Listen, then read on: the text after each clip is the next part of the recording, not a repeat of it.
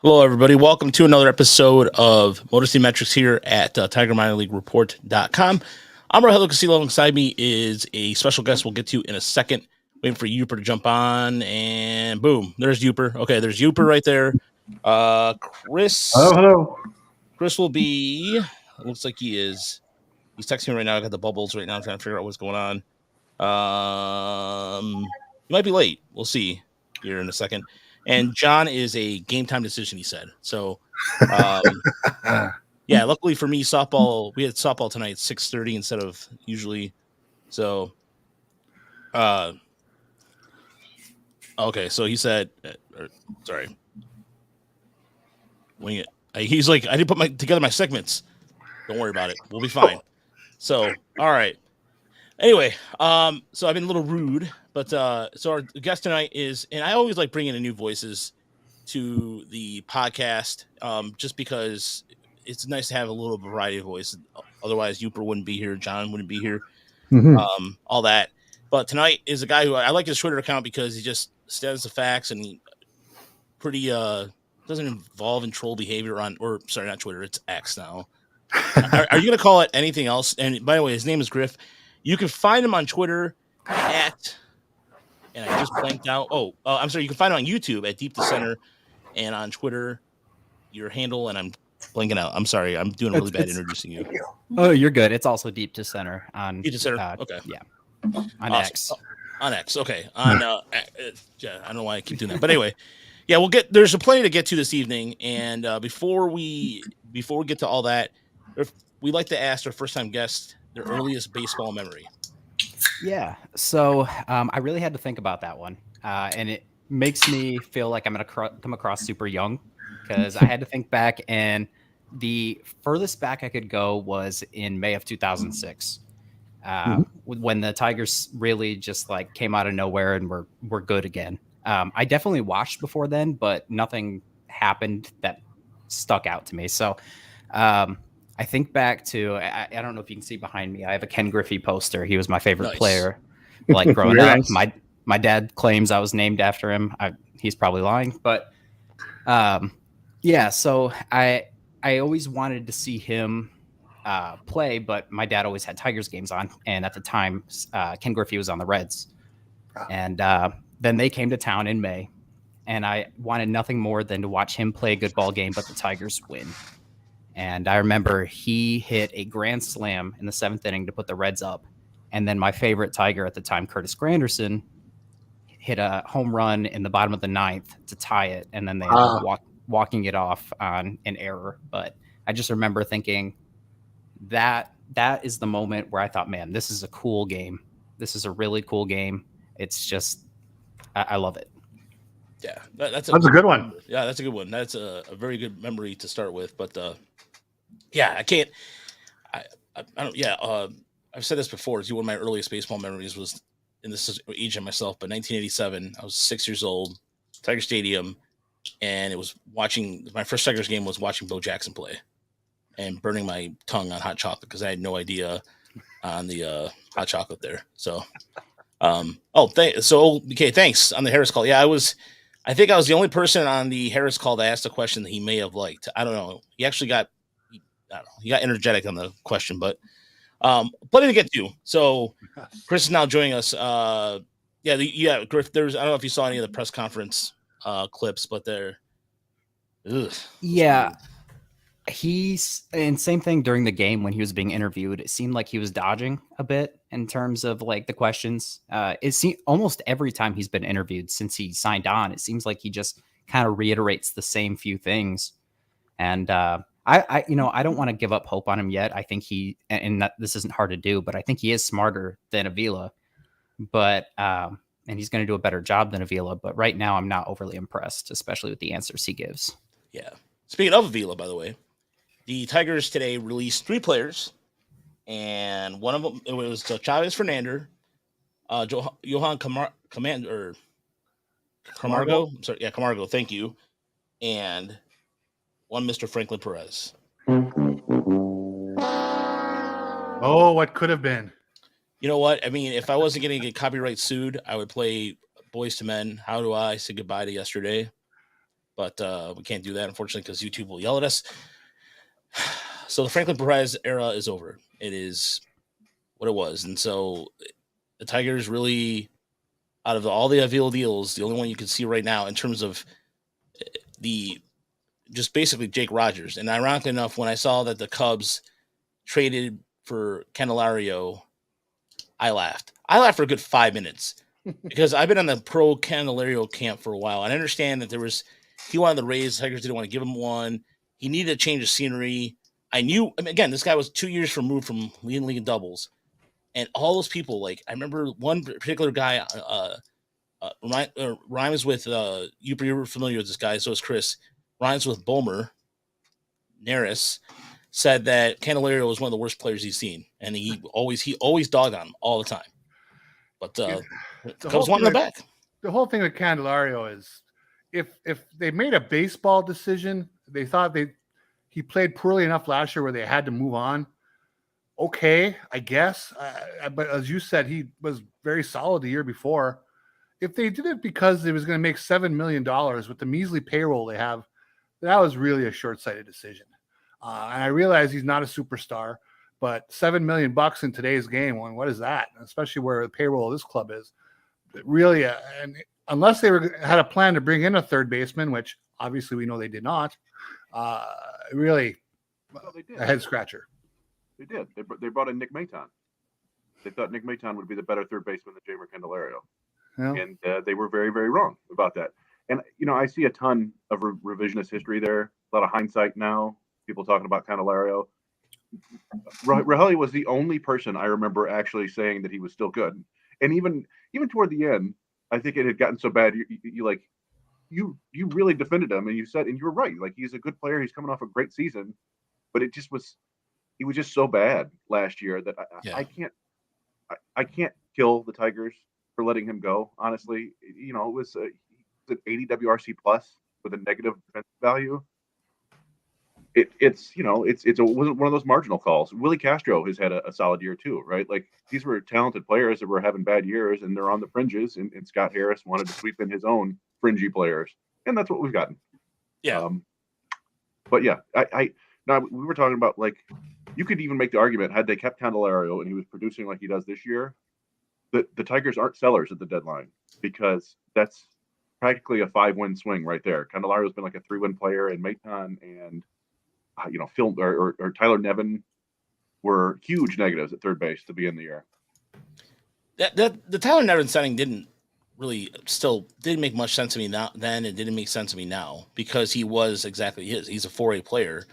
And I think with Candelario, maybe a change of scenery was necessary. The numbers were bad. Let's not kid ourselves here towards the end of the year. But at the same time, Griff, I'll ask your opinion about this. Do you think it's really just when you're in a rut like that and you're in an environment where it's not going for you, you're going to eventually just, I don't say he gave up, but maybe, do you agree he needed a change of scenery? Yeah, I'm a firm believer in change of scenery being a good thing for a lot of players. Like Cody Bellinger going to the Cubs.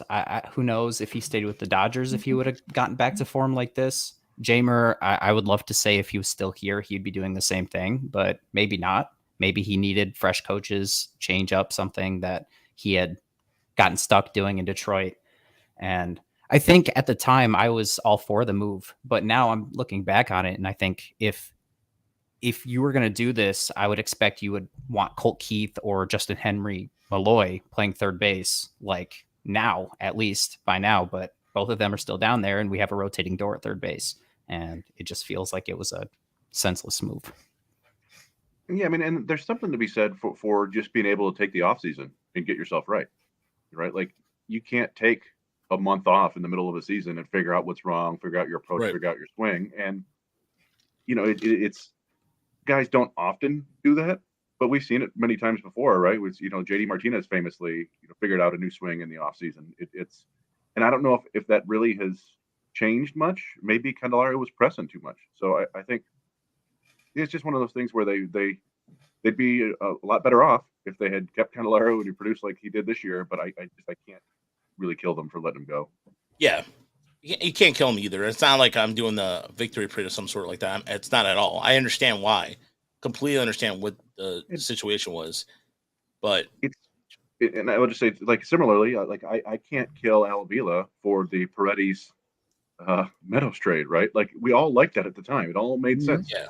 Nobody saw Austin Meadows just having basically what appears to be a career-ending mental health issue.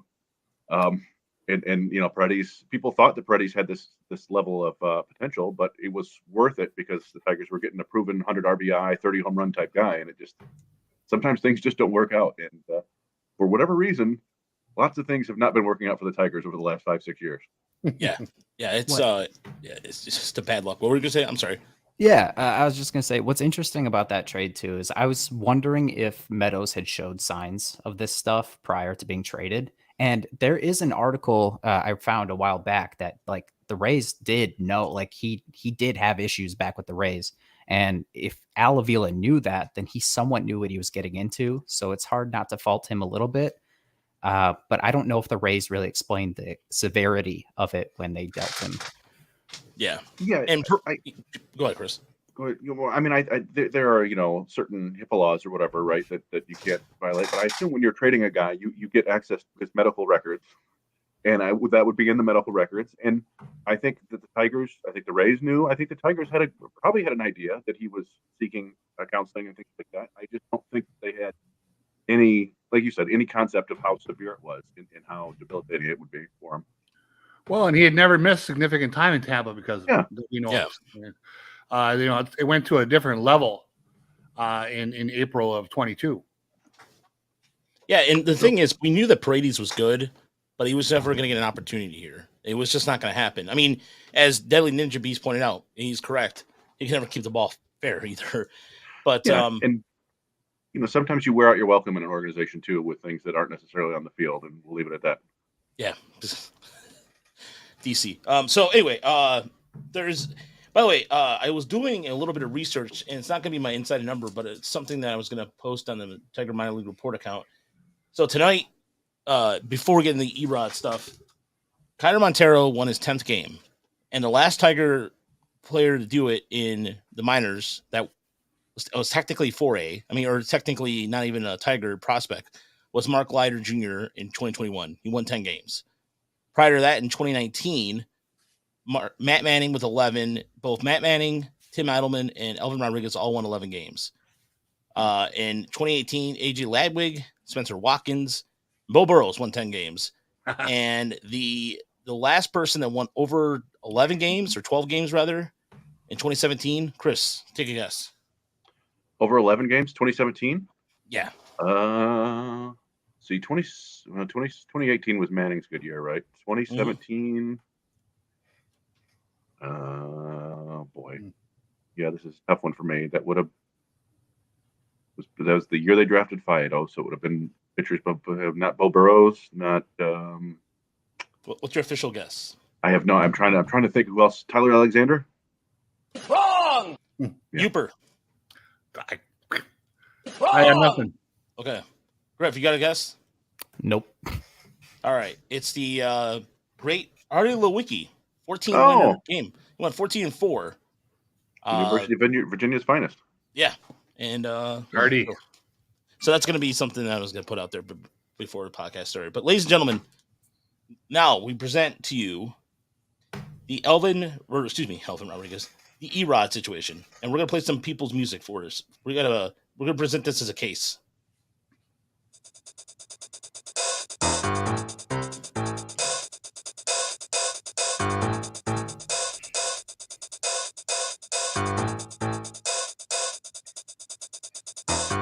That's right, ladies and gentlemen. It is MCM Court. And tonight the verdict, or the plaintiff, is Erod, his agent, and the Tigers. And we're going to leave the fans who are watching us on YouTube Live right now. And if you're listening at home, of course, we love your feedback too as well on the podcast side of things. So we're going to present this whole situation and what happened at the trade deadline. We'll present the facts. Facts are the facts. And that's what we're going to do. So, of course, we all know that he wasn't moved in the trade deadline. And some interesting statements came out from his agent. And so I have the statement from his agent here. And pretty much was, and he'll represent a lot of other Latino players across the league. I believe he also represents Jose Ramirez and a few other list of them. There's a whole list of them. So this is what he to. Okay, let me just. All right, here we go. What is that? Oh, somebody. Oh, okay. So, to waive his no trade clause, Erod asked for financial and contractual enhancements, as reported by Ken Rothdahl on Thursday. Rothdahl, citing industry sources, said Rodriguez wanted an additional year at the contract of $20 million to waive out his opt-out provision. That doesn't seem unreasonable. The Dodgers presumably were willing to take on the 4-year-old Verlander, who, even if the Mets paid his salary for the rest of the season, will be on the hook for $43 million next year, plus a vesting option in 2025. So they would have Rodriguez for 4 years at $69 million, essentially. So then his agent put this in. His agent made it clear too, like, "Hey, I made the call. I was the one that did this. This is my call, and this is what he said." And you know what? I'm not gonna read the whole thing, but I'm just gonna read the most important part here. And actually, you can find the quote here. So, quote, I negotiated a no trade clause in his contract for a reason. With all the money, glamour, and fame that comes with being a professional athlete, there is also a very difficult and personal side. Many players' wives and their children suffer a lot of instability in their lives, especially when their spouses get traded. I do not take this lightly. Eduardo is one of the best left-handing starting pitchers in baseball. He's also a human being who wants stability for his family. They're comfortable living in the Detroit area and have adjusted well. And, unfortunately, we ran out of time, and quote, end quote. And his name is G. Mato. So, we got that. We got Scott Harris. Some people saw the clips of Scott Harris from the press conference. He couldn't answer some of the questions that were asked about the contract and the negotiation. There wasn't a backup plan. We did hear, by the way, Chris, can we say what we heard a trade? Can we say what we heard from our person about the Braves? I mean, we heard trade rumors, but it's really hard. Like those may have just been names that were put out and immediately rejected. We don't really know where the rumors came from, what side they came from. So I don't know if we want to put that out publicly. I mean, you're welcome to. I don't feel comfortable doing it. No, all right, yeah. If you know me, you can maybe ask me, but no, yeah, you're right. But there's, Griff, I'll tell you after the podcast. I'll tell you after the podcast. Oh, okay. Yeah, but we heard there's one package that put together. We're like, all right, sweet, that would have been good. And so and here's the thing. So I'm going to present to you, Tiger fans, and people listening on the podcast. Who are you mad at the most? Are you mad at the agent? Are you mad at Scott Harris and the Tigers? Are you going to do a Lynn Henning thing and blame his wife? Which I don't know, that tweet. Did you guys see that tweet at all, Uper? The one from Henning where he said that Erod was initially saying he's okay with the move, and then at the last minute switched courses. No, the one about where he basically blamed his wife. I didn't see that. No, I think that's that may have been the same tweet, because he also said one can easily imagine a spouse saying, "I'm not moving there." Oh, something like that. I will say this: if in fact Henning is correct, and if it's true that they were saying yes all along, and that at the end pulled the rug out from it, that's not so cool. And I would give Harris a little bit of not all the blame then, if that's true. If it's not true, then I vote on Harris being at fault here for not having a very solid exit plan once it got nixed. All right, so I'm gonna go with Griff. I'm gonna go to you. Who do you before we get to the fans in there? So, what's your verdict on this, if you will? I think it depends for me. What actually happened. So if Eduardo Rodriguez really was saying yes, and then at the very end said no, I put the blame mostly on him, but it's hard not to still blame Harris, mostly because he could have had another trade ready. Like, he could have been working with multiple teams at once. He put all his eggs in one basket, it seems like, to the point where when it fell through at the last hour, he had nothing else. Like, he would have had to start from scratch with another team, it sounded like, and he didn't have the time. So I feel like he just wasn't prepared enough. He He focused on one team, which would have been great if we would have got that to work. But yeah, I think I blame Harris the most, truthfully. Okay, because you know what, you would have some evidence to that because we did hear that he wanted to wait till the last possible minute. This was by design. This was by design to wait for the last possible minute to happen. Supposedly. So, is that correct, Chris? Is that what we heard correctly?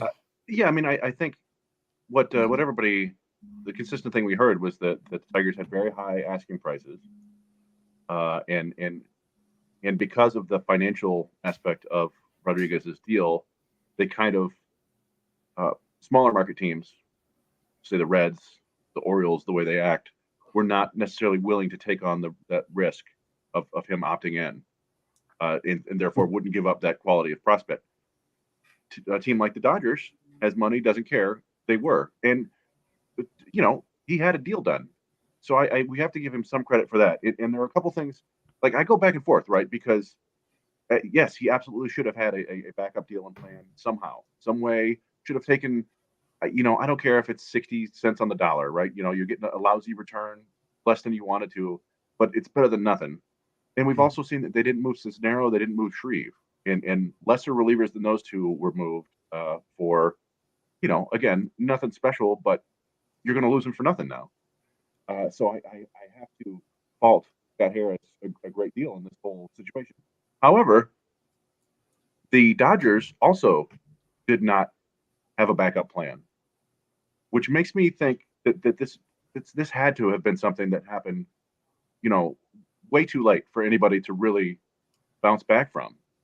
And I even believe, they had players that they wanted, right? They had a package in place.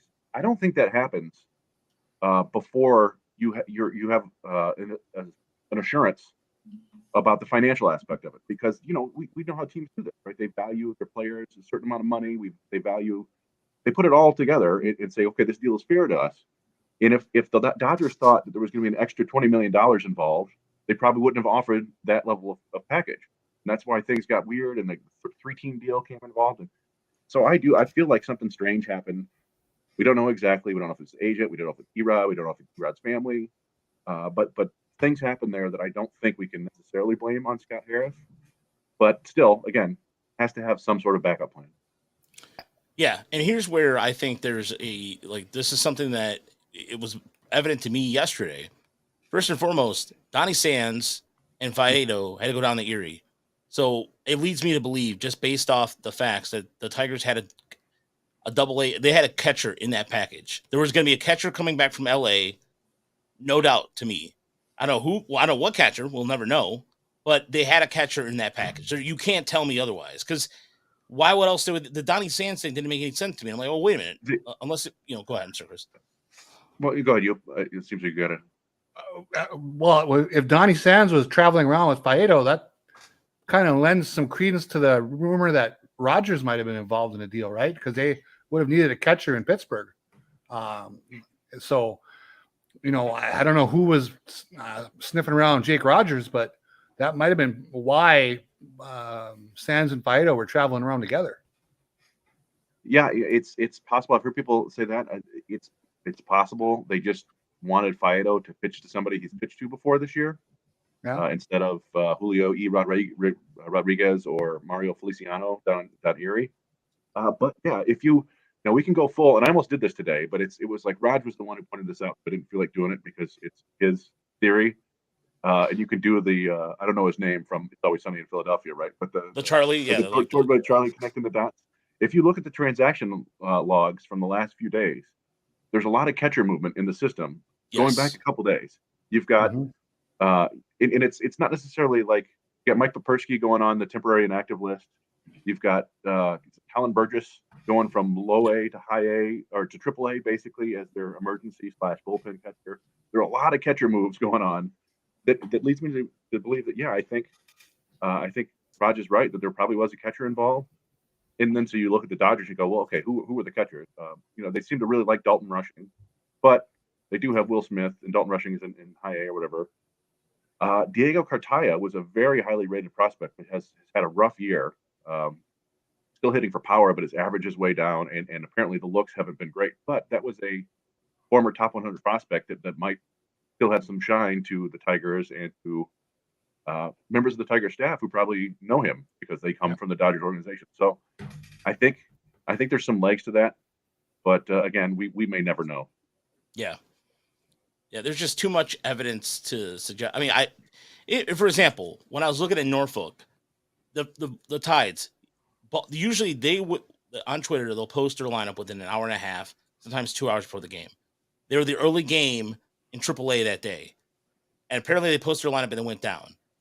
And I thought, okay, for sure, Baltimore's gonna have something big is gonna happen with Baltimore, and it sure as hell they traded Prieto for Jack Flaherty, and that one hurts. That one really hurts because that was a guy that I really wanted the Tigers to target, and essentially fits that trade package that I created for Tiger Michael Report. And again, I'm not just doing this because I think he's a really good left-handed bat with power, and Baltimore came away with barely trading any of their prospects while getting a guy in Flaherty who's now throwing at a higher velocity than they did all season.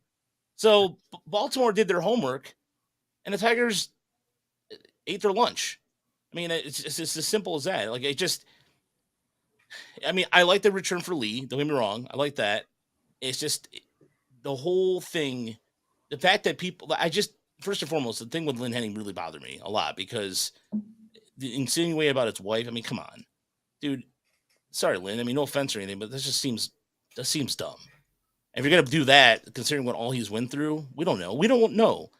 And I don't know. But then Erod did a Bill Clinton where he used a lot of words that didn't mean anything. Where it was just like, I may come back, but I don't know. You know, like I like Detroit, and I'm paraphrasing, but a lot of empty words where it was like, are you coming back? I don't know. I don't. You know, he's saying the right things because he knows he has to smooth that over because he still has to play home games. And, you know, as far as Dom out there says Erod or Avila would have shipped Erod. Yeah, I mean, the thing is, I was more looking forward to the farm system aspect of it. The Tigers need another bat or two in the system. They really do to kind of put it over. I mean, you can say and he even said this. Harris was like, we got these draft guys and blah, blah, blah. That's great. However, it doesn't raise the fact that here we are on August 3rd. Parker Meadows is still hitting like bombs. Like he's hitting that's another story for another day, but you have players that are doing stuff in the minor leagues and you're supposed to quote unquote earmark these at-bats for people. Then do it. I mean, this is a better time than now. I mean, if you really think you're going to contend for the AL Central Division, well, God bless you, because I don't see it happening. But stranger things have happened. So the whole thing has been weird. It is one of the strangest deadlines and strangest weeks in Tiger baseball in a long time. Even they did this 2-game series in Pittsburgh. That was even weird. The whole thing is just, I don't know. It was a giant mess. And then the Pirates almost came back on Wilson on Wednesday, or excuse me, Lang. Yeah, on Wednesday. You know, somebody said, yeah. So anyway, so what do they do going forward? Because now this is all in the past. That whole train wreck is over. Now they have Eduardo Rodriguez for at least the next 2 months. Do they make a move to secure him long term, or do they just kind of punt on this situation that this was kind of a mess and they want to save the money next year and move on? Personally, I think you hope he opts in, and if he doesn't, you don't pay him more than he's making. I don't think he's worth more than $15 million a year. He's going to want $20+ million a year. I don't think he's going to be like that guy going forward. He's having a good year, a career year, but he's a career 4 ERA pitcher. And I like Erod, but I wouldn't pay him more than he's making. So if he wants more, let him walk and just call it a loss. You know, I agree with much of that. What goes on in my mind there is if he opts in at the 3 years, $49 million, fine. It's not a bad contract. Any team could carry that without any major stress on a payroll. That would be good. I would be also be hesitant to add years to his deal. I don't care about the money so much. Even if he makes $20 million a year, who cares? It's Chris Ilitch's money. They're fine. They won't go broke. But when you watch him pitch, he's having a nice year. He has dominated some bad teams lately, like the Pirates and the Royals. But again, he's over 30 now. And if he loses anything off that fastball, he goes from a medium velocity guy to a soft tosser. And I'm not too interested in watching 4 years of that. If that's what he becomes, I think they can do other things. There's a lot they can do, and they have to be creative. And I know that, and so, yeah, they bring it up again. Yeah, that the part that Chris brought up and G Soper brought in the YouTube chat, Cisnero and Shreve was moved for nothing. That's the thing that I don't understand. There's again, you look at even though the White Sox. The White Sox had a couple more valuable players in peace. Don't get me wrong, but look what for Jake Berger. Look what they got for Jake Berger. They got a guy in Double-A who's doing pretty well, and Berger's under team control. Granted, I understand why. It's a different set of circumstances, but they got a Double-A pitcher who's like number 4 in their system who's just coming back. A guy who was I believe, out of Vanderbilt, or he was out of high school, right? Yeah. And this guy was throwing. He had Tommy John, and he's coming back from that, and he's still putting up obscene strikeout numbers. And they got it for Jake Berger. Yeah, that was a pretty good deal. That was a good deal. Miami, I thought really did a really good job on the trade execution on the trade deadline. What are you gonna say, Chris? I don't know. Yeah, you like you're saying something. No, I was. Yeah, I've been trying to grab some more clips. Yeah, sorry, I don't think I had anything. I was just making curious reasons. All right, no worries. You know what? I'll say this. I'll say this. Sorry. In terms of re-signing Eduardo Rodriguez, I don't think I'd have a huge problem if they did it. Because I think he's tarnished his own value to the point where I don't think anybody's given him a 5-year deal now. I thought before that maybe they would have, maybe 5 years and $100 million, maybe even 5 up to 120, depending on how he finished the year. But I don't think that's happening now. And so we know that he wanted another $20 million for that 4th year. I wouldn't hate it if the Tigers gave it to him, but at the same time, I don't see Scott Harris doing that. And it's, again, this is kind of based on nothing other than what San Francisco did while he was there. And they never gave a pitcher more than 3 years because long-term pitcher deals rarely ever work out. Yeah. And you can kind of win in the margins there. You can get a 3-win pitcher, maybe even a 4-win pitcher to a 3-year deal. You can sign a 3-year version of Michael Lorenzen, if you will. And I think that's kind of the route that Scott Harris is going to go. If they're going to spend big, I'd probably prefer they spend big on Aaron Nola than Eduardo Rodriguez, but you're still talking about spending big on a 30-year-old pitcher. So, that just strikes me as something that Scott Harris is not going to do. Yeah. You know what? It's also, when you listen to Michael Lorenzen's farewell comments there, it struck me as genuine. And I usually look at those things with a kind of a grain of salt. But it sounded genuine. It's very, very rare this ever happens. But if they brought back Lorenzen next year after trading him, I wouldn't hate that. And I could almost see it happening. I think he was being sincere. Yeah. Yeah. And I think that's what makes the not trading Erod thing such a bummer, because they really did a good job with Lorenzen. They did what they said they would do, right? They said they would bring players in and make them better. Mm-hmm. And they did. He's having his best year. Went out and had an awesome start today for the Phillies. He got better here with the Tigers, which is something you want players to think they can do. And then they traded him for a solid asset. And that was great. That's the sort of thing we want to see the Tigers do. It's just heavily overshadowed by all the nonsense that went on with Erod, and it's a real bummer. Yeah. Yeah, I was going to say, in my opinion, I would rather see Lorenzen back on the team next year than Rodriguez. I think Erod, like he was saying earlier, he's a soft tossing pitcher almost. He barely gets over 90. The thing that makes him valuable is his pinpoint accuracy. If that starts to go at all, he's basically going to become batting practice, where at least with Lorenzen, he gets soft contact. He throws 96, 97, good change up. So I think I would rather have Lorenzen for another couple years than Rodriguez. So if they want to go get him this offseason, I'd be on board. Honestly, if Erod wants to come back, and finish out his contract, I'm fine with it because, quite frankly, I look at the farm system right now and I look at the free agent market, and he provides some sort of stability until proven otherwise. I mean, if this is a guy that if he's going to walk, then unfortunately that's just Scott Harris got played hard. But look, you need pitching. The Tigers have had injury after injury after injury, and I believe in Chris Fetter. I believe in a lot of people do in this chat and across our podcasts. So I look, there's some things you can point to that the Tigers are doing well pitching wise, and maybe they'll still find a way to enhance them. So, all right, let's move on to our inside the numbers.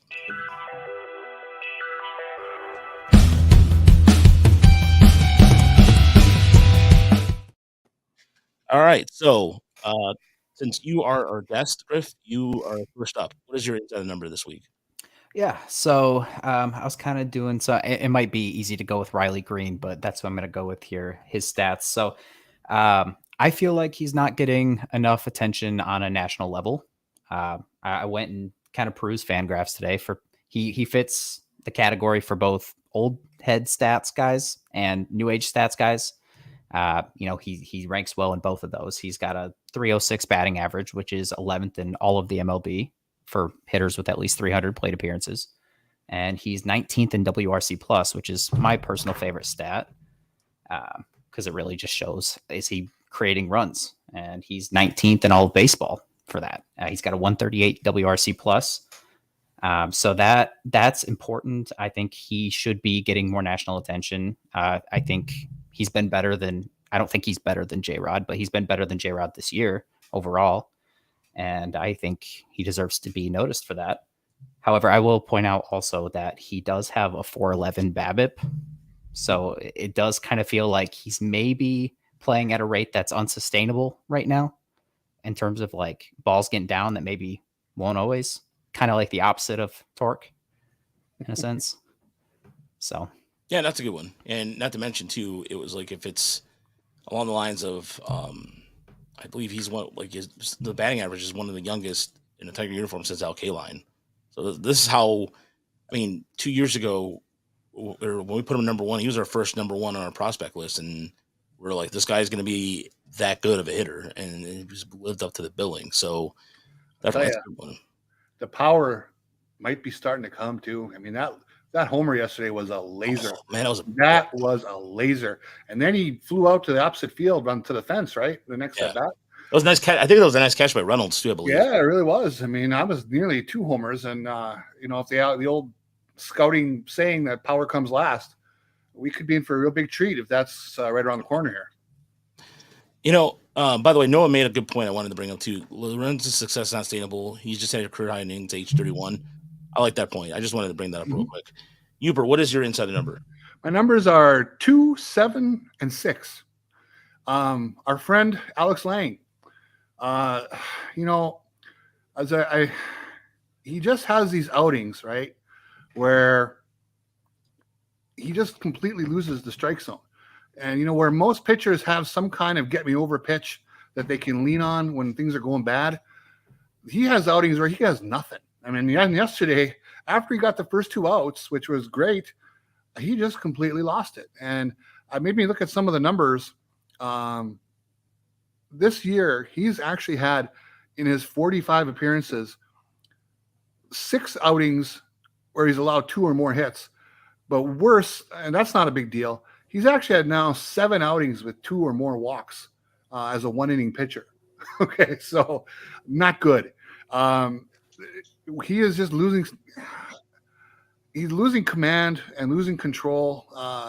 I'm really shocked that Fetter hasn't found something for him that he can lean on when times are bad in an inning like yesterday. Because yesterday with a 4-run lead and 2 out, that was just crying for a get me over pitch. Here, hit it, and hopefully one of my guys will catch it. He couldn't even do that. It was really a scary looking inning, to be honest. And they were lucky Holton came in and got a kind of a generous call from the umpire to end that game, because that was starting to look really ugly. So, I said earlier this week, Foley, he's in a long-term steady relationship with the strike zone. And unfortunately, Lang, he hooks up on Tinder with the strike zone every now and then, but otherwise he does not call them enough. So I don't know where his career is going. For all the success he's had this year, I think he's at a little bit of a crossroads. Yeah, there was something that it has to start now, or else it's just his trade vulnerability dips too. Chris, do you have an inside number? Yeah, I was telling you that I completely spaced out on doing my segment today because we're in the process of updating our top 30 for Tigers Minor League Report, and I'm going through and adding, all the little details that we've noticed over the last couple of months, and I was up to number 21. But while I was also getting clips today, I noticed, and you noticed, and we all noticed, the number 440. That's the length in feet of the home run that Parker Meadows hit tonight, his 17th of the year. And as Raj put it on Twitter, I don't say this very often, but call him up. It's time for Parker Meadows to see the big leagues. On the 40-man roster, he's since the beginning of June, he's hitting 280 plus with a 250 ISO, a good walk rate. The strikeout's not too high. He's got steals. He's playing good defense in center field. We understand the major leagues is a huge step up from AAA, but he's ready. He's ready to take on that challenge, I think. So, yeah, it's time. And the big thing that we worried about him last year, right? Batting against left-handers. He's hitting like 270 with power against lefties this year. So, again, maybe big league lefties will get him out, but I think it's time for Parker Meadows to come up. And I don't ever say that. I'm very conservative. Right? Yeah, same thing with Chris. Like, we're just very conservative about it. And the thing is that it's the quality of contact too. You're looking at some of this batted ball data that we have.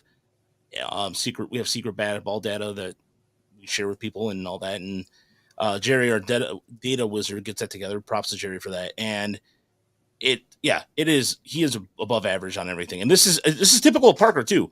This is a second straight summer where he's just been just on a tear. Mm-hmm. That like when he starts off slow, and then I think like after May he just is on fire. I'll tell you, that home run he hit tonight. I've been in that stadium many times. That's a bomb, and that is up there where those right field bleachers are. Yeah, into that little deck that's on the left side of it. Oh my goodness! Put a ball up there. That's the real deal. And on Tuesday night when I was at the game, he created a run with his legs. Looked great.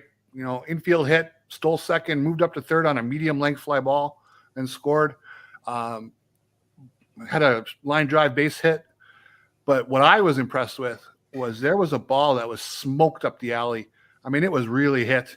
That looked like a double off the bat all the way. And he kind of just loped over there and he gobbled that up like it was a can of corn. I couldn't believe it.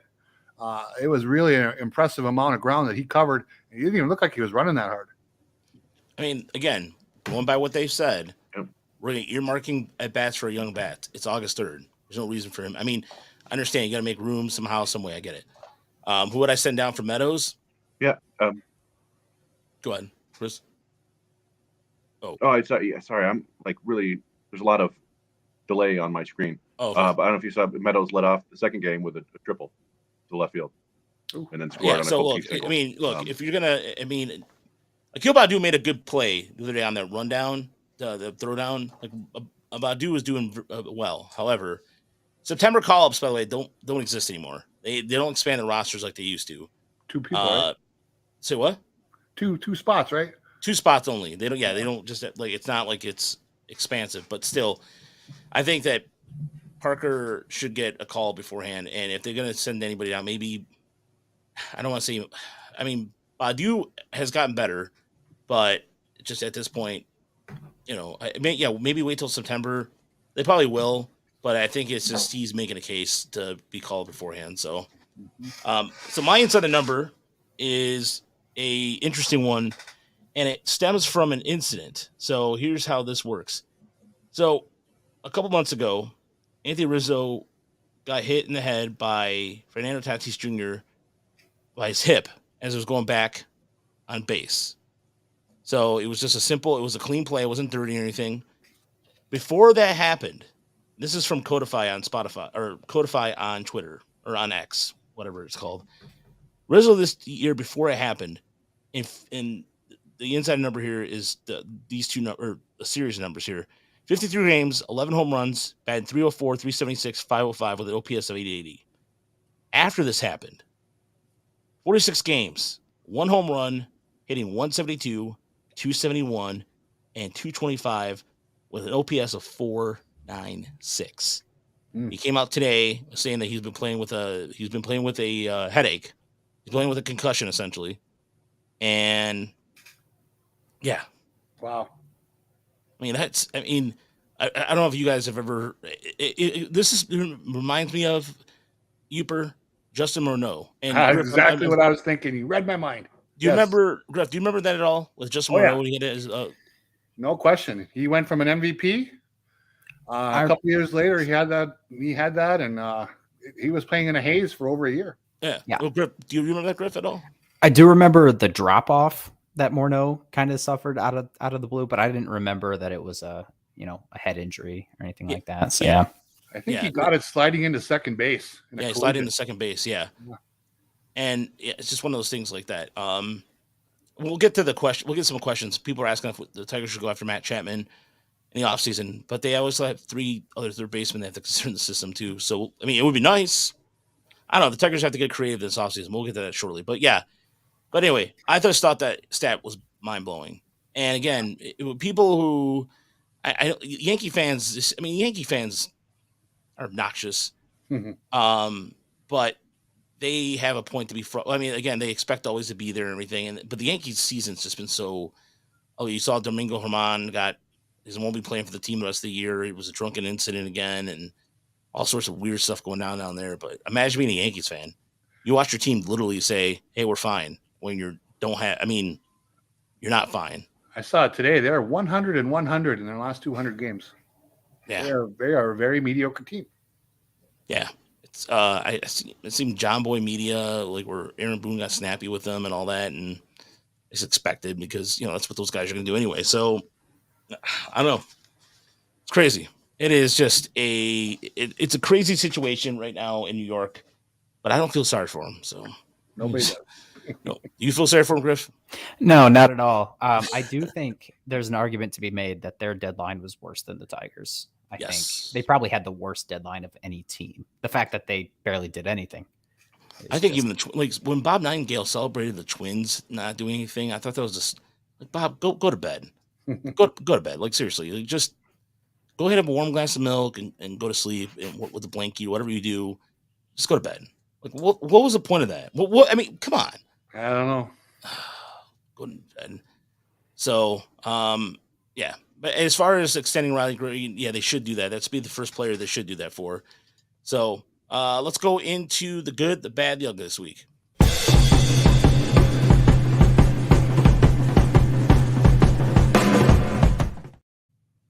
All right.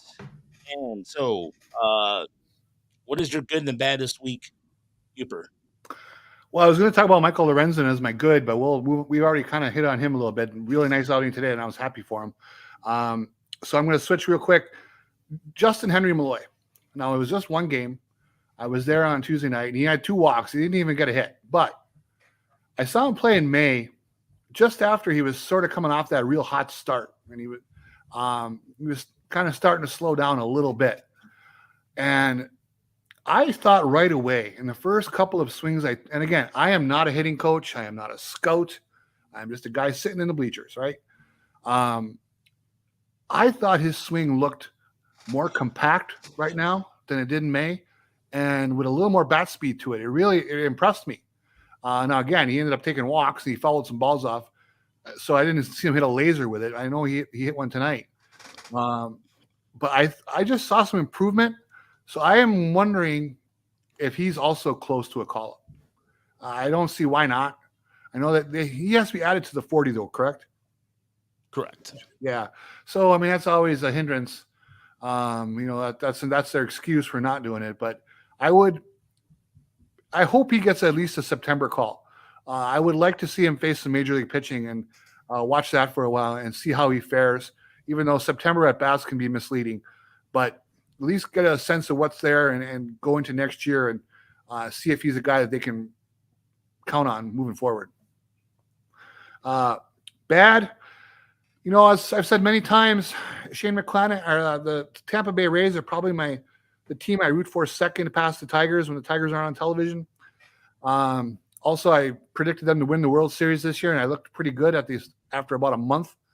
But now the Rays have backtracked into second place, and then tonight they put McClanahan on the 15-day IL, going to get his forearm looked at, which is never a good sign. One of the best pitchers in baseball, probably one of the at least 7 or 8 best pitchers in baseball, might be gone depending on what they find with this MRI. So that was kind of an ugly moment for the Rays. I don't see Baltimore going away. Frankly, I think they have enough of a talent base there. They could ward off the Rays down the stretch, but it could be a fun pennant race in that division in September. So I went with the good, the bad, and the deadly tonight. It's really amazing what the Braves have with Michael Harris batting 9th and Ronald Acuna leading off. So obviously in the first inning, that's just Acuna. But then for the rest of the game, you got Harris and Acuna back to back, really setting the table for the middle of that order. Yesterday against Giolito, they were 6 for 8 with, I think, 7 runs, 5 ribbies, and homer.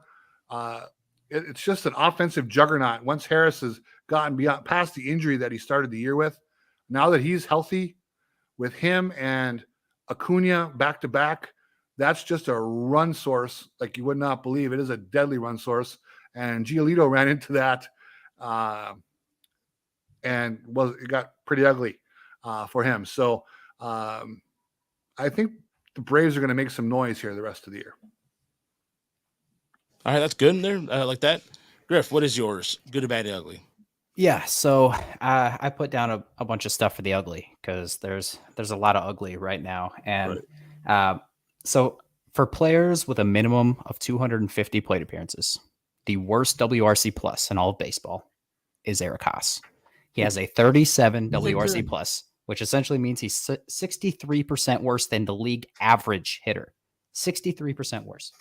10th worst is Javi at 63 WRC plus, and 14th is Nick Maton at 71. But Haas also has the worst on base percentage in baseball too, with a 236 on base. But Javi's 6th with 264. So a lot of bad numbers from those two. At least Javi makes up for it on defense. I know people say that Haas calls a good game, but outside of that, his defense isn't anything to marvel at. So I don't see the value with Haas right now. I think, like we were talking about Justin Henry Malloy, if it was me, if we're calling him up, you DFA Haas, you move Sands up, and then you send Nick Maton down. Then you add Malloy to the 40-man, call him up, him and Sands. I think that would be the move I would go with, or Short instead of Maton. One of those two would go down. But yeah, so that would be my ugly. Bad right now is Torque's been worse after the All-Star break than he was prior. He's kind of regressing. It seemed like he was catching fire, and now he's back in, since the All-Star break, I think he's got a 650 OPS, something along those lines. I didn't write that one down, but he's been struggling again, which is not a good sign. But good news is that Riley Green has still just been as good as he was in May. He's been the most consistent player on this team. He's, like you guys were saying earlier, it's time to, you got to extend him. I say you try and make out like the Braves, send him, or, offer him 8 to 10 years, 17 million a year, maybe. See if you can get him around there. I think that's fair because, if you let him get to star status, he's going to definitely make more than that. But I think right now that would be a pretty good securing of the future for him. So I think you have to at least try to get him on a deal like that. And do you have any good? Or that was the good. That was the other good. Right? That was the ultimate. Yeah, that was the good. Yes. That was the good. Okay. All right. I just want to make sure. All right, Chris, what about you? Yeah. So again, I didn't put anything together for this, but I didn't do my homework. And I just disappeared from my own screen. And I feel like I may have brought this up before, but Ha-Seong Kim for the Padres has been absolutely awesome for 2 straight months now. He's been the 3rd best player in baseball by WAR I'm looking. I think I looked it up earlier. I can't get to come up now, but I think he's been hitting 322, 10 home runs, 13 steals. It's like a 163 WRC plus over the last 2 months, and he's been a huge part of San Diego's offense coming alive, and just kind of unheralded because the rest of that team is such. You got Machado, you got Bogarts, you got Tatis, you got all these big names, and he's been arguably the best player on the team for a couple months now. So just wanted to give him a little shine because he's been awesome. My bad. I'm gonna go with the Reds. I kind of brought this up in Discord earlier, and I'm certainly not the only one to bring it up. But it's just really odd that they didn't add anybody didn't add any pitching. They got Sam Moll, right? A journeyman lefty reliever. And they're getting Hunter Green and they're getting Nick Lodolo back relatively soon. But the Cubs are the hottest team in baseball right now. The Brewers are still there threatening, and the Reds have this surplus of really good infielders and just really good hitting talent. Now, you can never have too many hitters, you can never have too many pitchers or whatever, but if you're going to keep trotting out Ben Lively and Brandon Williamson, you're going to give up 36 runs in 2 games like they did the last 2 days. And today, I think last I checked, they're losing 4-2 to the Cubs. I don't know. Maybe it's just the anger in me from just wishing the Tigers had that level of young talent in when they had the chance to go for it. But it's really frustrating to see these teams that seem like they have a good chance to make the playoffs, and they've got the pieces to help get them over the top, and they don't do that. It's just I don't know. It's bad to me. I don't like it. Maybe they'll still make it because they've got a lot of good young players, but it's just, I don't know. It feels like a weird kind of prospect clutching that I'm not a huge fan of. Yeah, I was gonna say, and they have a guy in Connor Phillips who is having a pretty good. I mean, if you look at his, He's awesome. 143 strikeouts in 92 innings pitched. Nice. But he's for whatever reason they're like, let's just leave the minors. It's cool. Well, Andrew Abbott has been a revelation this year, and they've done really good things with their pitching development. So I Connor Phillips still has some issues. Like I could see them leaving down to AAA, but it's annoying from afar to have seen a team with this much fun young talent and not just add a middling starter, add something. Yeah, they did nothing. Well, I mean, don't be afraid to be a year early, right? Yeah. Why not? You are in position. You can be now a year early, if not 2 years early, because they have all these young guys, and you maybe say, "Oh, we're not quite ready yet." Well, the standings say you are. Now you have an opportunity to be a year early. Go for it. In a bad division, the Cardinals are down, and based off what the Cardinals got in return, the Cardinals could come back easily next year. This was a chance for the Reds to do something, and they crapped the bed. They crapped the bed. Good point. Yeah, and I mean the Cubs have a lot of money. The Cubs could theoretically go out and get Shohei Ohtani. Like I don't think he'll end up in Chicago, but if they wanted him, they can go get him. It was a good year for the Reds to make a move. I go back to your point. I go back to the year. Remember when the Nationals shut down Steven Strasburg in August? Yep. Just like, he's at his innings limit. It's like, what in the hell are you guys doing? Why didn't you just wait and let him hit his innings limit in the playoffs? It's like, and there was no guarantee. And they eventually won the World Series, right? But it was pretty close. They're not working out ever for them. So I don't know. And he ended up getting hurt a couple times anyway. Yeah. Yeah, I think you take your shot. Yeah, that's my opinion. But am I ugly? Is the Mets? What a disaster! Is for much credit as we give the Rangers for spending money and going for it, and it's worked. The Mets spent a ton of money, and it was a complete disaster. And it wasn't hard to see it working out this way, just because of the age of the players they spent that money on. And now, what do they lost? They just got swept by the Royals, I think. Or they certainly lost to the Royals today. It's I don't even know who's pitching for them now. Who do they have left to pitch? It's I don't know. It's ugly there with the Mets, and they have enough money to kind of make it all go away. And they got decent returns by doing the smart thing and just eating a ton of salary. But yeah, it feels like a situation that's kind of going to be like almost a turbo San Diego, right? Where they're just going to spend all this money and then never have any good results for it. Socking the ball, knocking those home runs over the wall. Nope. They are a mess. There's no question. However, I give the owner credit for punting and spending the money and trying to add more talent. What's even embarrassing is that Max Scherzer basically told everybody what Billy Apers said to him. He's like, "Oh yeah, we're not competing until 2024, 2025. We're punting," and Max is like, "Okay, I'm out of here." Yeah. The whole thing, even like just the amount of it's just reeked of like the Lakers kind of like let's say Karl Malone and Gary Payton, and they're going to build this juggernaut. It just reeked of that. It was just bad idea. But you know what that did though. The Lakers came back from that and built the winner again. Around Kobe, and I think the Mets. One thing when we had that Mets guy on a few months back, my comment to him was, what I like about Steve Cohen is he's a billionaire who is not ashamed of being a billionaire. He acts like a billionaire, So I think that by admitting their mistakes and moving Verlander and Scherzer, getting a lot of young talent back, I still think they have some nice young guys. Francisco Alvarez is going to be a star.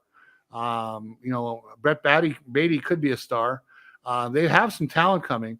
And I don't think this little failure is going to keep Cohen from spending in the future either. I could see them making a full court press on Ohtani as well.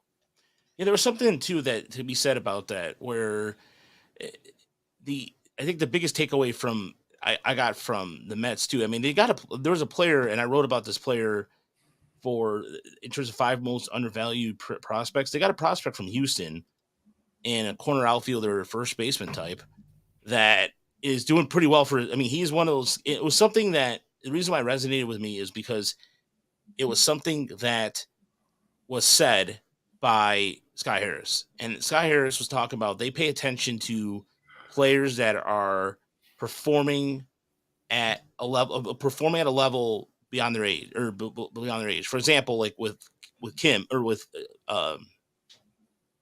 just drew a blank on his name, who the Tigers just picked up. Lee, thank you. I don't know why I couldn't just do Lee right now, but the Lee is 20 years old and he's 2 years younger than what the average for high A is, and the I think it was South Atlantic League or whatever it was, and that's what they value. And this is the reason why I like that it stuck out to me, is because Ryan Clifford is the guy I'm talking about. Ryan Clifford has 17 home runs at the age of 20, which leads all players under age 21 in that category in the minors. I mean, this guy has been hitting with power, and hopefully he can make that adjustment in AA. But I thought that it was a good deal for the Mets to get a corner outfielder like that to play some first base. So, yeah, especially if he's the second prospect in the deal, that's pretty nice. Jim Callis had a lot of nice things to say about that guy. Yeah. If I can make a comment on the Mets here real quick, I think what's nice about Steve Cohen, which I feel like we just don't have in Chris Ilitch, is it feels like he's like a true fan of the team he owns. Like he really cares like a lot, where it feels like the Tigers sometimes just feel like a side project for Ilitch, essentially. And I think, it didn't work out for Cohen, but I mean, I can guarantee those Mets fans were loving how much he was going to bat for them, trying to sign players, really trying to put them in a position to win. And it was a failure, but they had fun along the way. I guarantee it. Yeah. Billy Aper is the GM. Go ahead, Chris. The real success was the fun we had along the way. But it's true. And you're right. It's Steve Cohen was a billionaire who happened to be a Mets fan and had so much money, he just bought the Mets. That's Mike Ilitch. Chris Ilitch is the son of the billionaire who loved the team. And maybe, who knows what goes on? Maybe he loved the team more than his son. Like as a kid of a billionaire, most billionaire children are messed up in some capacity because of that's just such a strange situation to grow up in. And who knows what's going on in Chris Ilitch's mind? But yeah, it does.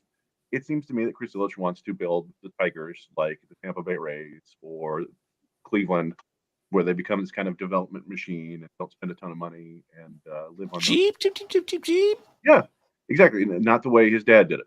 Maybe he wants to prove that he can do it differently than his dad did it. Maybe he is cheap. I don't know. But I mean, they did shell out some money a couple years ago. Didn't work out the way everyone had hoped. But yeah, I have a hard time believing that Detroit's going to end up being in the top 15 in payroll anytime in the next decade or so. Yeah. Again, if they were talking about, well, he's going to do it. He's going to spend money. Well, I mean, this is an off season to do it. See, put your money where your mouth is. They've already spent money on some things they needed to do. They upgraded the clubhouse. They upgraded a lot of things that need to be done, and some of the minor league stuff too, which is fine. But you can spend money on players too. So my good this week is, so there's a lot of things going on with a lot of hot teams in baseball right now. You look at what the Padres are doing.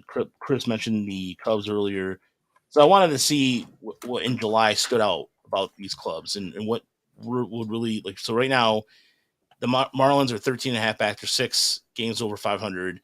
Like I said, no one's gonna catch the Braves, as you were talking about earlier. So granted, so I wanted to see what the Padres have done with all this, at 54 and 55, because you forget this. So my good is their WAR. In the month of July, they had a 6.2 WAR, and they had the second best WRC plus, just behind the Dodgers and the Cardinals.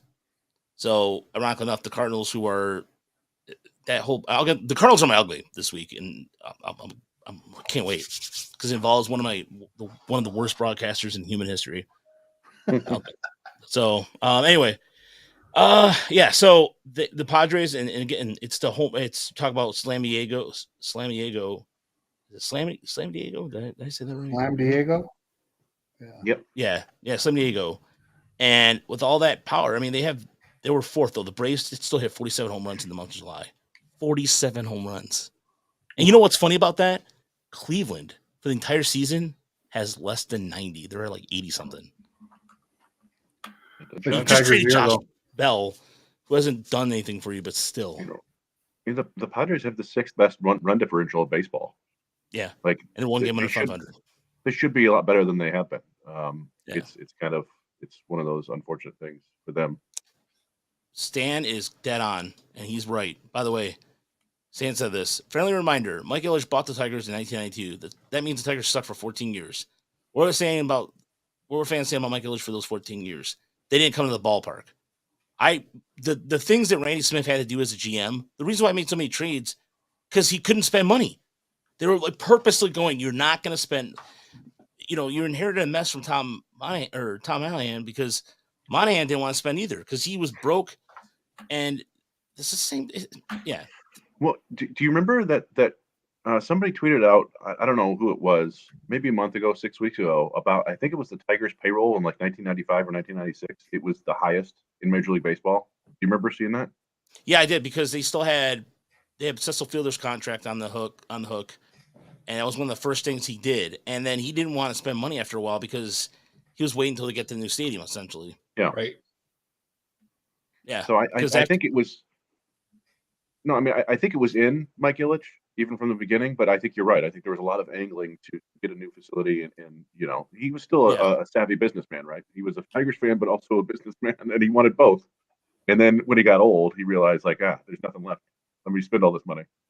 Yeah, it feels like there was a turning point, and it was when he signed Pudge. That seemed to be like the turning point, because from there he went and signed Maglio, Guillen. Like, they brought in all these guys. And then from there on, he just kept spending money. Victor Martinez, Miguel, they signed him long term. Like it was like a flip switched or switch flipped. And I think that he kind of established that he loved stars in hockey, right? They went out and got all the stars they could get in hockey. Those 97, 98 teams, yeah. Yeah, and so I think he was like, hey, that worked and that was fun. Let's do it in baseball too. And so yeah, exactly. You get Pudge, you get Maglio, but you also got a Hall of Fame GM, which was the biggest move there, right? And the foundations of that run of success were some of the trades that Dombrowski made, getting Carlos Guillen, things like that. The Miguel Cabrera trade. So yeah, I think he made one key hire and started spending money, and there you go. The Tigers had some of their best teams in a long time, but here we are. Yeah. Anyway. Yeah. All right. So anyway, it was one of those things where all right. Sorry. I'm just thinking about those 90 Tiger teams and just how bad that was. All right. So my bad this week involves, well, it is the MLB trade deadline. There's one team I'm going to look at. We're already ripped on the Yankees, but it's the White Sox, and I say this because Rick Hahn basically traded everybody they could that wasn't bolted to the ground and they improved the farm system. But at this point, it is like clockwork. Every single year, the White Sox just cannot get it done, and they will continue to do this because they just won't. White Sox fans are furious right now. They are behind the Tigers. They're actually five games back of the Tigers right now, and none of those guys that they traded for may see them, may not, but it's ridiculous. It really is ridiculous for the White Sox right now, and fans have every right to be pissed. Oh, sure, you improved your farm system, but it doesn't mean anything. And the division this year, the Twins are 1 game over 500. 1 game over 500 right now. I don't get it, but it is what it is. And then the ugly this week is Chip Carey. I'm not a fan of Chip Carey. Ever since game 163 against the Twins, he's a hack. I don't care if Chip Carey is here's the thing about Chip Carey too. I don't like nepotism. I witness nepotism all the time. There's people that say, I don't know, get radio segments because their dad is a program director somewhere or whatever the case is, or whatever. It happens all the time. And you see people, and I get mad. The only reason I get mad about that sometimes is because they haven't earned it. And then they just, you know what I mean? Like, it's just, it bothers me a lot. Or, like there's like not necessarily, that was a radio example from a long time ago from a guy I used to know when I lived in Grand Rapids. He essentially got a job in radio because his dad was a program director in Grand Rapids. So that's where that story stems from. I'm not gonna say who and all that, but anyway, Chip Carey. There's a base hit in the left field. Oh, it's caught. Yeah. So I'll give you an example of that right here, Uper.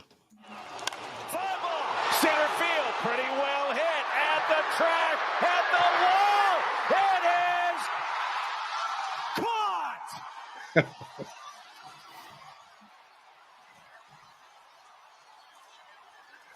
That day when he called that base hit for the Twins, and then Ryan Rayburn of all people catches it, that was really something. But that's not the reason why I'm mad at Chip Carey.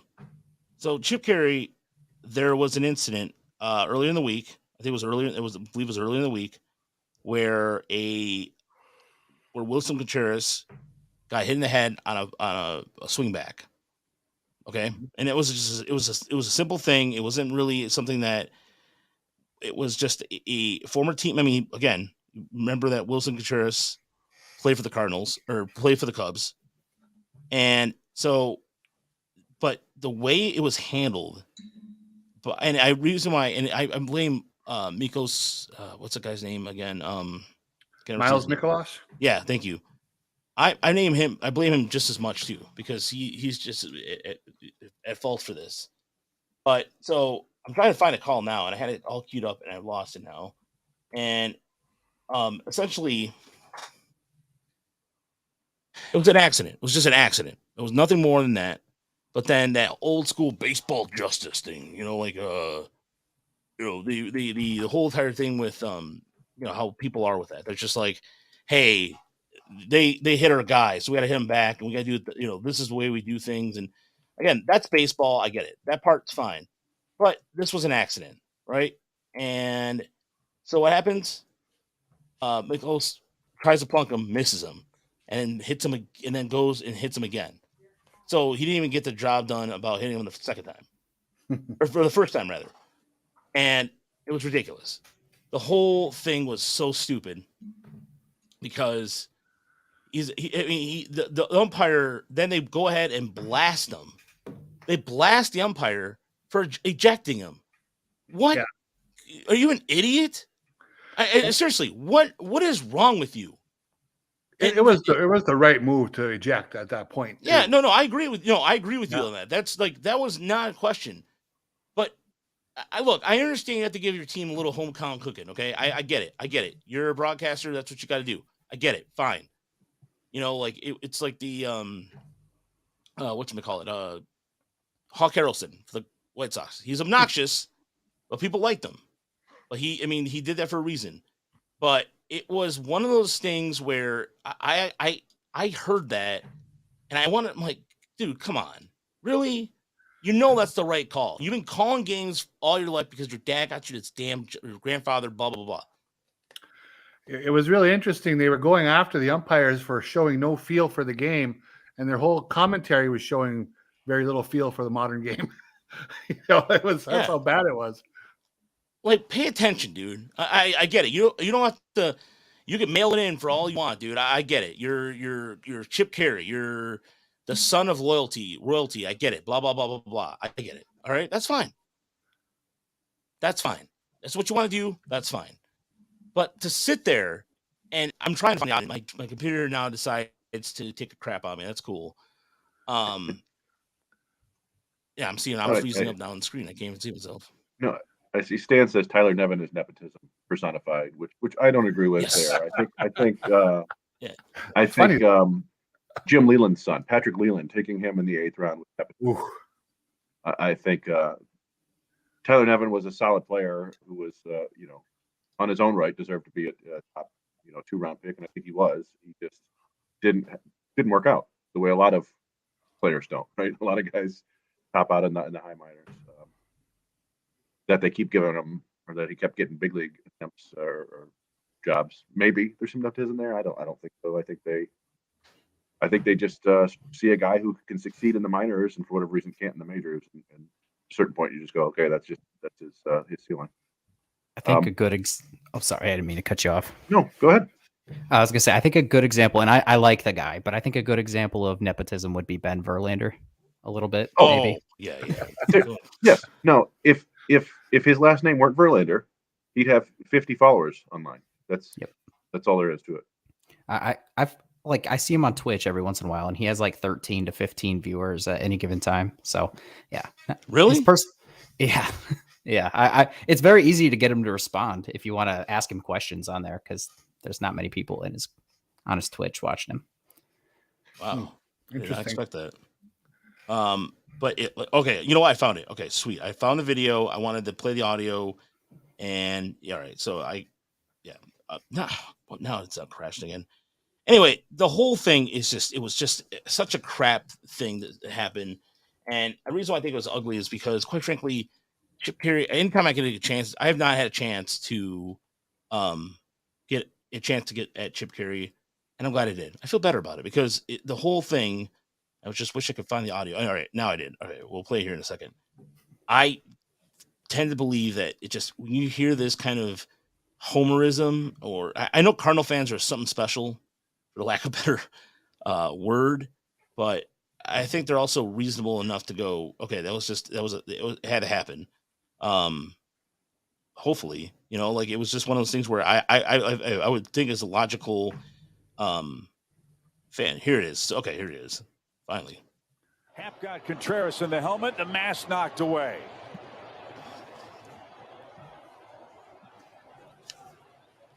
So they're attending. Okay, so wonder if he got cut.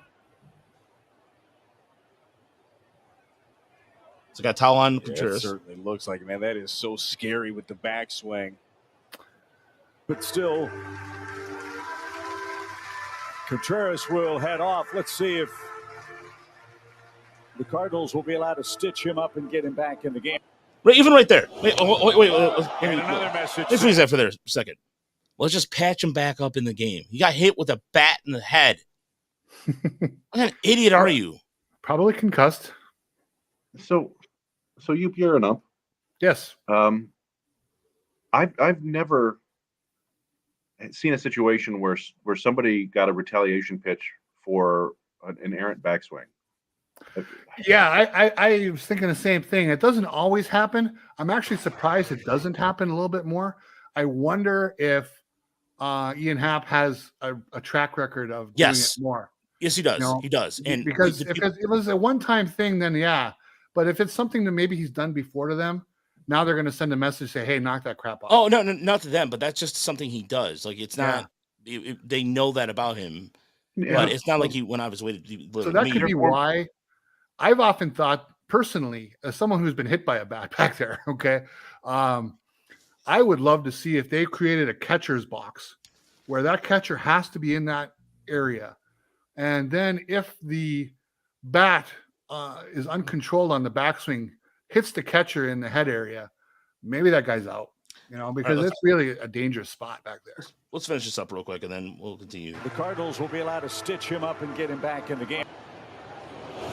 Misses him. And another message sent. Oh, no, this is when he hit him. Message sent. Buzzed the tower once.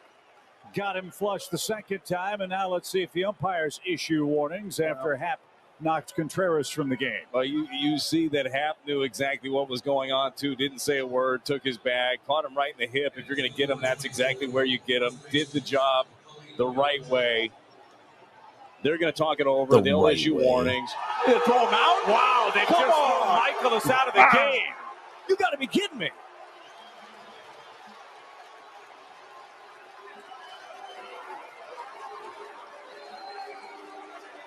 You have got to be kidding me. Have a little feel for baseball. Have a little feel for the game. Shut up. Shut up. I have a little feel for the game. Shut up. What kind of asinine thing is that? You know he was in the wrong for doing that. Knock it off. Well, I think you just let it happen and not get anybody in trouble. The hell's... Yeah, that was bad stuff. He sounded so whiny about it. I just come on, dude. Okay, does this sound too homerish to you?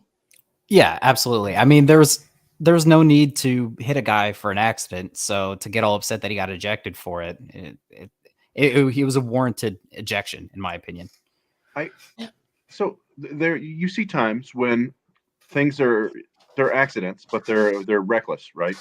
And some guys get hit for that, right? Because you were reckless, you deserve to get hit, whatever. But also, if you are deliberately throwing at a batter, you give the umps no choice. You can't just be out there throwing at a guy, obviously, and not get kicked out of the game, right? Like, I don't see what the complaint is. I think personally, and again, I'm a long way from a major league umpire, right? But how I see it is, they went after him and missed him on the first pitch. So they had to spend a second pitch to plunk him. So now it's obviously, you can't argue the fact that it's an accident. I think if Mikuláš had been able to get him on the first pitch, then they could have just issued warnings and everybody moves on. But now you had to throw a second one in there. And now the umpire's hands are a little bit tied. They got together and say, "Yeah, he's got to go." Honestly, it's just his reaction.